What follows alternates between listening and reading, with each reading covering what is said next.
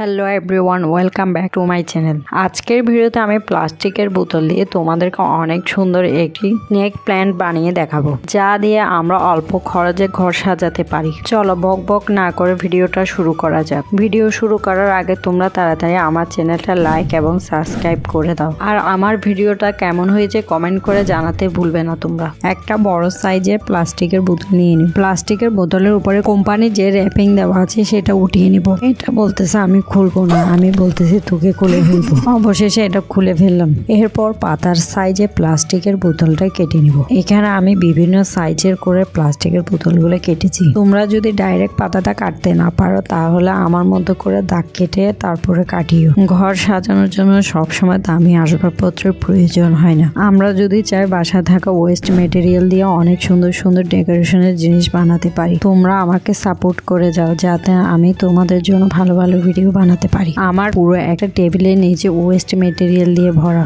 আমার আম্মু মাঝে মাঝে বলে এগুলো সব ফেলে দিতে পারো না। আমি বলি তুমি এগুলো বুঝবা না এখন। যখন এগুলো দিয়ে খুব সুন্দর একটা জিনিস বানিয়ে দিই তখন খুব খুশি হয়ে যায়। বাসায় যখন গেস্ট আসে সবাইকে দেখাই এগুলো বাসায় থেকে মলয় আবর্জনা দিয়ে যে বানিয়েছি। কিছু করার নেই, আমার ভয়েসটা নিয়ে একটু সমস্যায় আছি। আমার এই পরিমাণ যে ঠান্ডা লেগেছে এটা বলার বাইরে। আমি তাই বেশ কিছুদিন ধরে ভিডিও দিচ্ছি না, কারণ আমি ভয়েস ওভার করতে আমার একটু কষ্ট হচ্ছে। আমি যদি ভয়েস ওভার না দিই তাহলে তো তোমরা বুঝতে পারবে না আমি কিভাবে বানাচ্ছি, তাই আমি কষ্ট করে হলেও তোমাদের জন্য ভয়েস ওভারটা করতেছি।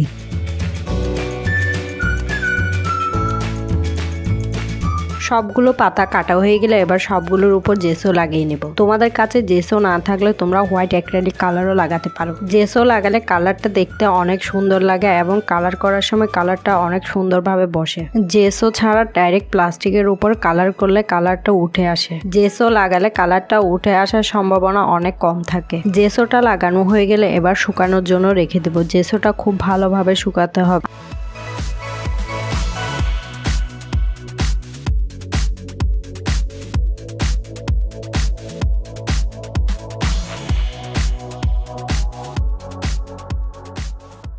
আমার জেসোগুলো শুকিয়ে গেছে। দেখো জেসোগুলো কত ভালোভাবে শুকিয়ে গেছে। হাত দিয়ে পাতার উপরে রাবিং করতেছি, তারপরেও কিন্তু জেসোটা উঠে আসতেছে না। তোমরা দেখে বুঝতে পারতেছো। এবার কালার করব। কালার করার জন্য এখানে আমি ডার্ক গ্রিন কালারটা নিয়েছি। প্রথমে প্রতিটা কালারের উপরে ডার্ক গ্রিন কালার দিয়ে কালারটা করে নিব। প্রথমে আমরা উপরের সাইডে কালার করে নিব। উপরের সাইডের কালারটা শুকিয়ে গেলে এরপরে নিচের সাইডে কালার করব। কালারটা ভালোভাবে শুকানোর জন্য রেখে দিই। কালারটা ভালোভাবে শুকিয়ে গেলে এবার আমরা ডিটেলিং করব। কালারটা যদি না শুকিয়ে ডিটেলিং করে তাহলে ডিটেলিংটা বোঝা যাবে না, তখন ওটা কালারের সাথে মিক্স হয়ে যাবে, তাই শুকানোর জন্য রেখে দিতে হবে। এখানে আমরা ডিটেলিং করার জন্য ডার্ক গ্রিন থেকে লাইট গ্রিনের দিকে যাব। প্রথমে ডার্ক গ্রিন দিয়ে কিছু ডিটেলিং তৈরি করে নিব। প্রতিটা পাতায় সেম ভাবে ডিটেলিং করে নিব আমরা। এরপর হালকা ইয়েলো গ্রিন কালার দিয়ে আরো কিছু ডিটেলিং তৈরি করে নিব। ডিটেলিং হয়ে গেলে কালারগুলো শুকানোর জন্য রেখে দিতে হবে। কালারগুলো যতক্ষণ শুকাচ্ছে ততক্ষণ আমরা অন্য আরেকটা জিনিস তৈরি করে নিই। আমরা যেহেতু মানি প্ল্যান্ট বানাচ্ছি তার জন্য একটা টপের প্রয়োজন তো হবে, তাই কালার শুকাতে শুকাতে আমরা একটা টপও তৈরি করে ফেলি। আমি এখানে ঘর রং করার একটা কোটা নিয়ে নিয়েছি। কিছুদিন আগে আমি আমার ঘরের রুমটা কালার করেছিলাম। কালার করার পরে রঙের কোটাগুলো আমি রেখে দিয়েছি, কিছু না কিছু তো করাই যাবে, তাই আজকে মানি প্ল্যান্টের টপ বানানোর কাজে লেগে গেল। রঙের কোটাটা মসৃণ হওয়ার কারণে আমি এটাকে স্যান্ড পেপার দিয়ে ভালোভাবে ঘষে নিব, কারণ কোটাটা মসৃণ হওয়ার কারণে। কোটায় আমরা জেসো লাগাবো না, এখানে আমি ওয়ালপট্টি পেস্ট লাগিয়ে কার্বন করব। তাই প্যান করা হয়ে গেলে ভালোভাবে এবার ওয়ালপট্টি পেস্টটা প্যালেট নাইফ দিয়ে চারপাশে ভালোভাবে লাগিয়ে নেব।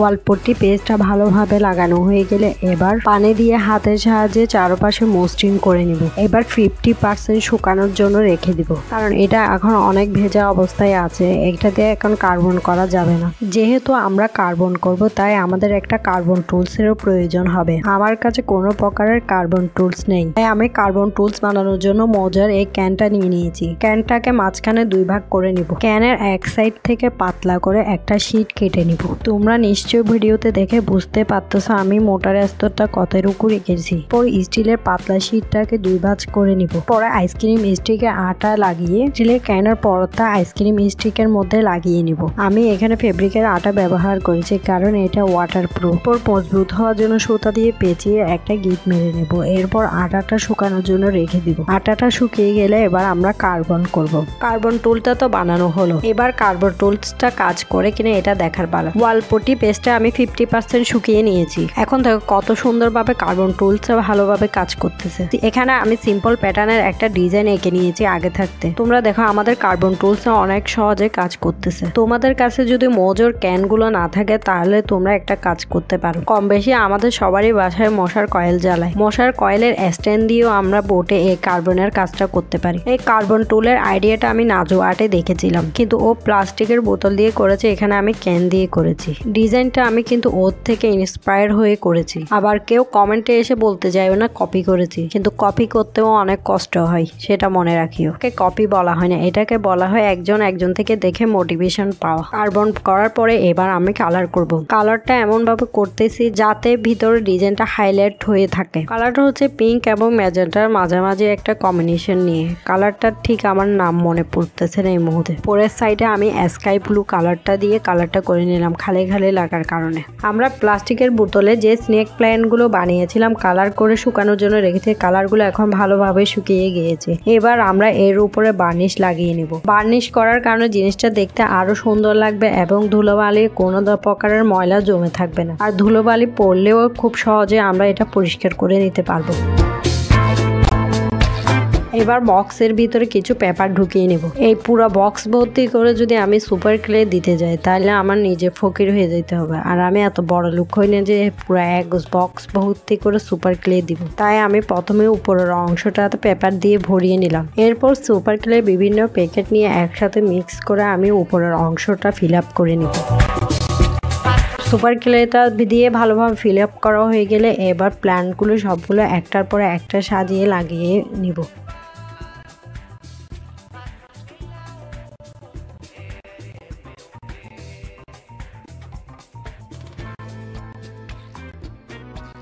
এখন প্ল্যানটা তৈরি হয়ে গেল। একটু বোঝা যাচ্ছে না যে এটা আমরা একটা প্লাস্টিকের বোতল দিয়ে বানিয়েছি। দেখে মনে হচ্ছে আমরা এটা মার্কেট থেকে মাত্র কিনে আনলাম। আমার এই প্ল্যান্ট বানানোর ভিডিওটা যদি তোমাদের ভালো লাগে লাইক, কমেন্ট ও শেয়ার করতে ভুলবে না।